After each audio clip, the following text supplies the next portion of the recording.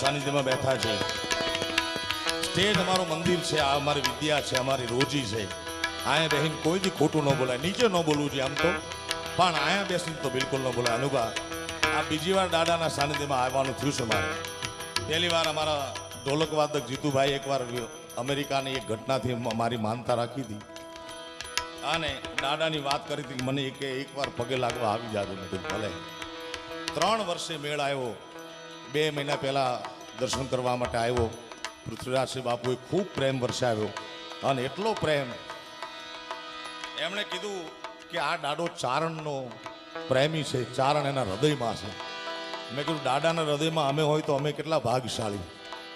આવો જાગતી જ્યોત જેને કહેવાય. અને કિશોરદાનભાઈ વાત કરી મને કે બીજના અનુકૂળતા હોય. મેં કીધું અનુકૂળતા થઈ ગઈ હવે.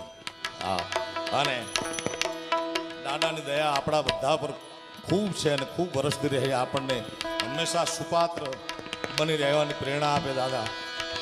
અને દાદાના આશીર્વાદ આપણા બધા પર. પૃથ્વીરાજ બાપુ ખૂબ પ્રેમાળ છે. આવો બહુ ઓછા માણસો હોય છે આવા.